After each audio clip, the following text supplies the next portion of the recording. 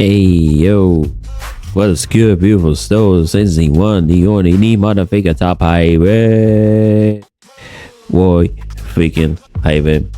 First and foremost, don't mind the camera. My phone camera is died, and my other camera is not working at all. And this birthday camera is a piece of shit. So, but listen, we got other one for you guys, man. Happy yes, never man. Y'all know the drill. Like, comment, subscribe. Let's just get into it, man. Cause this shit got me effed up. I'ma just do it like this, man. What if I told you the real story ain't what happened at the draft, but what happened the day after? Now you haven't seen the last episode on this trending topic. Be sure to check that out before you watch this. Listen, we just go get into it. Shout out to CFB teams. If you haven't made, please give him a sub and let him know why the top hyper sent you. Let's just get into it. If you don't go number one, are you the type that holds a grudge forever? Why would I be mad? You gotta understand, I think about it like this. These are good problems to have. I completely agree. You could be in a way worse situation. It's clear that Shedeur Sanders brings in the money. Shedeur Sanders is taking this quarterback battle very seriously. Already in Cleveland, already getting private work in. People are trying to spin it, though. People are trying to make some narratives about it, so we're going to get into that. We're also going to go back, and sadly, we got the proof of where Deion Sanders didn't want Shedeur Sanders to go, so we'll watch that video. We got time. We got Pac-Man crashing out. We got more people defending, and we have extra time. We have some more insight on some of the real reasons, at least Rich Eisen has it, on why Shedeur fell and some of those things. But let's see him get after it. So here he was. Let's start this up. I got to put my seat up in the air and let you guys pay a picture with this one. So C1, Shedeur is back on the grind. Quit fast and hurry. As she should be. Shedeur Sanders got drafted to Cleveland in the 5th round, which is embarrassing and despicable in my opinion. Still, boy, man, look, most players want to take a break. Let the news marinate. Maybe post a few hoverbirds at IG. Not Shedeur. He touched down in Cleveland and went straight to work, y'all. He went straight to work. Power workouts, no gram sword, no fanfare, just grind. He showed up early, before rookie camp, before anybody asked, before the nose even died down. Let that sink in. Let that sink in, man. I'm gonna let y'all pay the picture with that.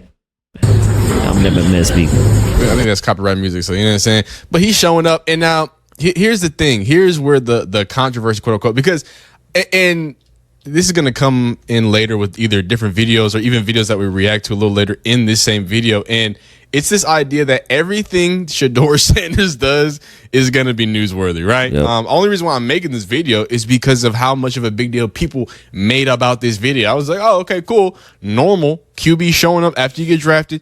He shows up to the place that he's drafted before mini camps, right? You would think that's just the regular schmegular, but of course with Shedeur it's going to get amplified to another level. So he showed up. People were reporting in the Cleveland Browns training room and facility. That was not the truth. He was just in Cleveland. He is in Cleveland. He's at a private workout. It's like a Browns themed thing, but he's clearly putting in that work. There he is at the hill. You know what I'm saying? And then we go into more controversy because some people was like, oh, well, why does he need to film all his workouts? You know what I'm saying? And it might be Browns fans, so we'll give... Bro, no, to keep receipts, bro. He knows what y'all doing. We all see it, bro. We all see it. We all see it with the draft. We all see it with his come up. And we all see it with college, bro. We all see it. Ask Breast One. Ask Teens. Ask me about it. We all see it, bro. We all see it.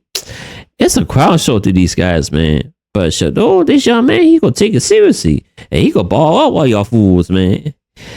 Oh, hold up. Matter of fact, let me go ahead and put the scene out. Let me go ahead and pick the second scene for y'all. Train like he was undrafted. He did not wait for approval. He didn't wait to be named QB1. He did quiet on social. He named some of his cleats and hit the hills with postal drills, movement train, position, throws, conditioning like the job was already his to news. This man was trained like they told him, you ain't welcome here. And we all see that. We all see the NFL doing like certain prayers, especially for alcohol, with the type of mindset, the type of confidence. And we know it's all a lie. Oh my God. And maybe they did, but not just was because the way Shedeur acting. This is a best season with receipts, bro. The NFL the Sheet is going to do whatever it takes to mess up some of these players' heads, especially for Mel Kiper. We all see from that sign. DJ Best One said it best, man. People be telling that's one of the issues. These are never be telling that's one of the issues. This is one of the reasons I don't go fight any of these motherfuckers and put these motherfuckers on pedestal. They don't care about us. Civil said they do not care about us. That's one of the main reasons I don't care too much for these guys. I get my shit bootleg, not name bad. Bootleg. I power that. Get mad. You ain't gonna do nothing, bro. Hey, I want that man do this, man. We gonna get on C3 in a minute, man. Give him grace. I mean, he's been filming everything. Shedeur Sanders, football, his workouts, his, you know what I'm saying, everything has been filmed since he was like in high school. Since he was in middle school. Didn't Shedeur Sanders, didn't Deion have a reality TV show or something like that? So, yes, he did. I think this is just par for the course for him. I don't think it's nothing. Whenever he trained last offseason, there was videos. He trained this season, there's videos. When he was training up to the draft, we were reacting to videos of him slinging the ball. So I think it's great to see him continue that. And this ain't nothing new. He's going to continue to put that work in. But the more he shows, I think the more people are just going to find ways and reasons to kind of do that. And here's another picture from the roof. It says ain't got nothing better to do. Work running sprints at Veterans Memorial Park in Parma after showing up a week and a half early for Brown's rookie camp. So he wants to get there. He wants to get acclimated. He wants to feel what it's like to be down there in the dang Cleveland Hills. Here he is hopping up a hill. But if you know, hey man, shout out to Walter Payton. If you're a real athlete, you know them hills put you in your place, man. And it seems like he's trying to get explosive. They say I'm not an athlete. How about we get some? Let's do some explosive drills, huh? How about we explode up out of there, huh? Hell yeah. How about we show them? And so I like that. Hills are about speed, it's about explosions, it's about that quick twitch, and everybody gonna call you and say you're not, Hey, you can't tell me he got a bad brothers behind him, you know what I'm saying? Especially his trainer, his brother. They all with him, wherever happens, man. We love to see that. Hey, the effort hates that. He not your daddy when it comes to being an athlete. Why don't you prove him wrong? He gonna go up sideways here. Some powerful shuffles. Let's see. Oh, a little shuffle and run. Oh yeah. I would love to see Shedeur Sanders show up. Now, look, when you're 23 years old, you're about molded of an athlete as you can be. The thing that's going to start advancing is probably going to be his mind. I think there's going to be a natural progression. But I would love for him to come in just in great shape and just that little step, right? He ain't gonna shave off his 40 time. He ain't gonna become Michael Vick. He ain't gonna be Deion Sanders after putting in extra work. But he can be sharp. His legs can be fresh. His legs can be good. He can have a little spring to give him that best advantage to.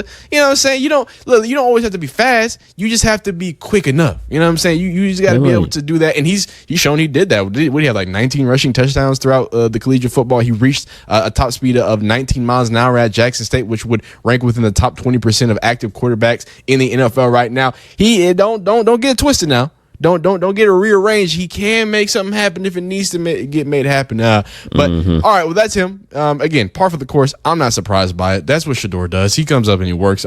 That's what his daddy do. Now, a lot of people saying his daddy messed some things up. While everybody is now coming out and saying, at times, yes, he's not wrong.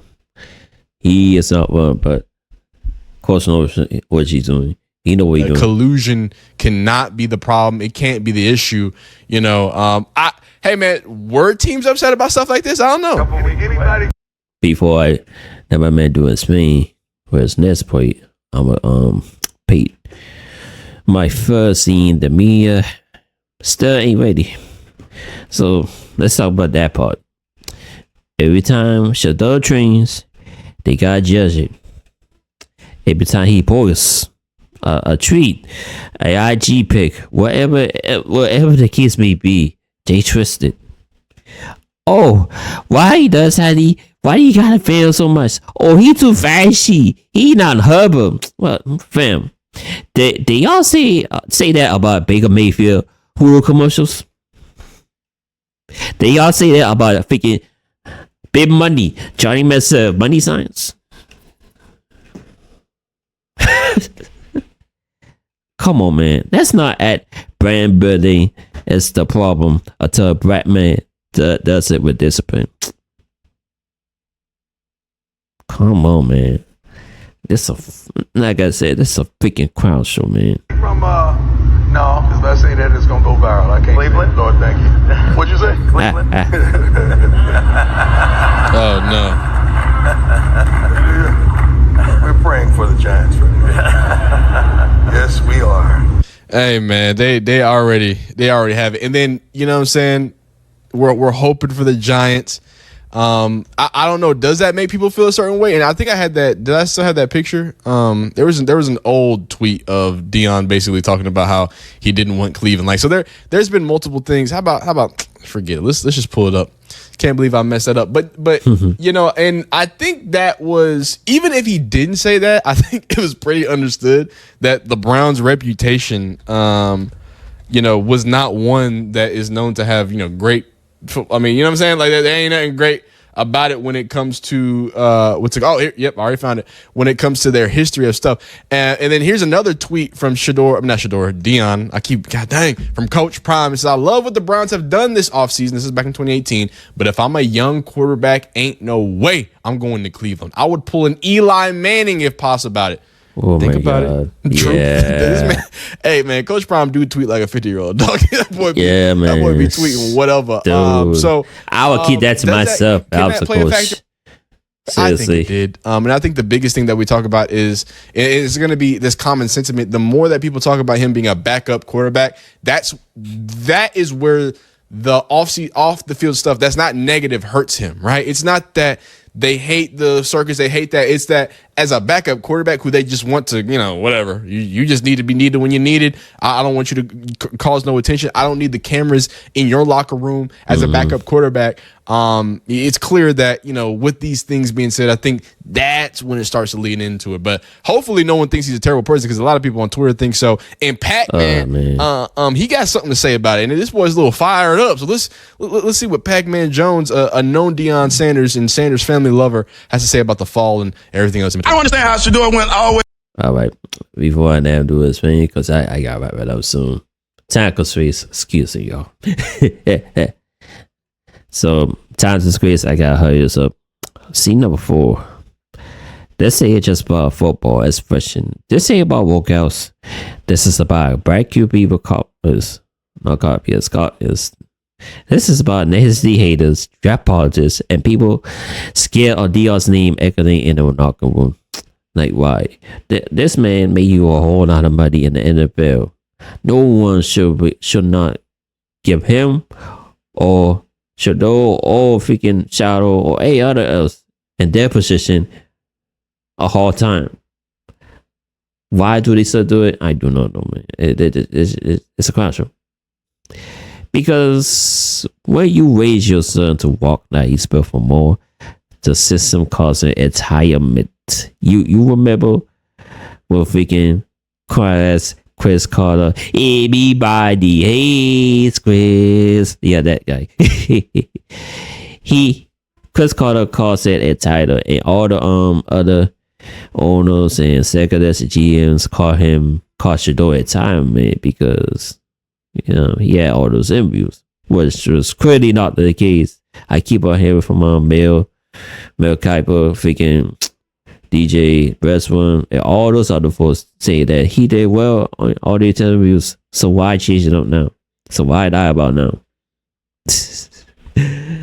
Oh my God, let me finish this up. When you train your son to be self-made, they call it arrogance. Arrogance. Because when you reach, that's what Shedeur is finding. Hell, that's what we all fighting right now. Not the combine, not the Browns depth chart, but the cry for that confidence and culture Mace, it says, mad uncomfortable. Bro, stop it. Way to the 5th round and by the worst team. I know what everybody else want to say, saying the politically correct thing that it. And I really do think the president has something to do with this in a good way. Like, hey, yo, tweet about it. Boom. Obviously, he get picked 5 minutes later from the worst team that could have picked him. And the coach, I don't know if y'all seen the interview. The guy has the GM, sorry. The guy have no coof about nothing that he. And Drew Berry, shove it up your ass. The worst interviews I've ever seen a GM do about a player that they are drafting. Sorry, he's saying shit that we already know. Why are you guys? We expect him to come in and work hard. Nothing's given to you. Ain't nothing got to anybody. 5th round pick. You got 5 mother quarterbacks, bro. This shit got me hot, bro. Okay, well, it looks like man Jones. He feels a certain way. Talk your shit, bro. Does feel a certain way. Talk your shit, bro. Hold up. I think we have news about. Oh yeah. Oh wow. We're gonna add this to the video. We have official news about what just happened or what just happened to Jeff Ulbrich and the Atlanta Falcons. First off, Pac-Man is going hard in the paint. Another person that went hard in the paint was, of course, Mel Kiper. But speaking on this, I think, if I show the video, I might have to put a video over it, and I hope I bleep because he was dropping them F-bombs like nothing. I didn't mean that to pierce your ears like that. We usually like to keep it kosher like salt around here, but it happens to the best of us. With that being said, I do think that the jumping of that and the negativity of that when he's already on that team, I think that can be detrimental, when the people in his corner are doing those stuff like that. But I think there's a little bit of truth. There's a little bit of truth in every crash out, just like there's a bit of truth in every joke. I think the overreaction from Pac-Man, there's some nuggets in there. There's some good points being made, but hey, do they need to be made right now?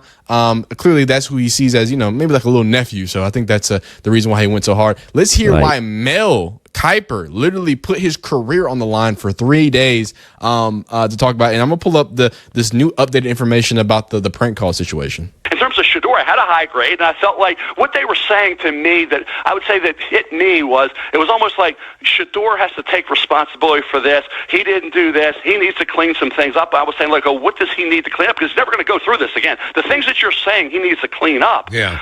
Interviews with teams that don't want him, he's never going to deal with that again. And I said, what did he do off the field? Nothing.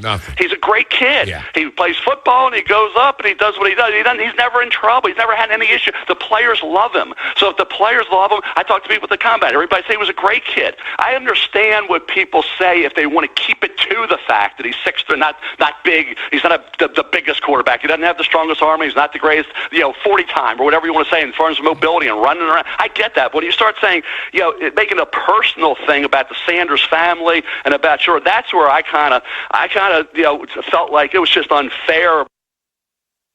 Shout out to Mel Kiper, right? Yo, this is for ESPN.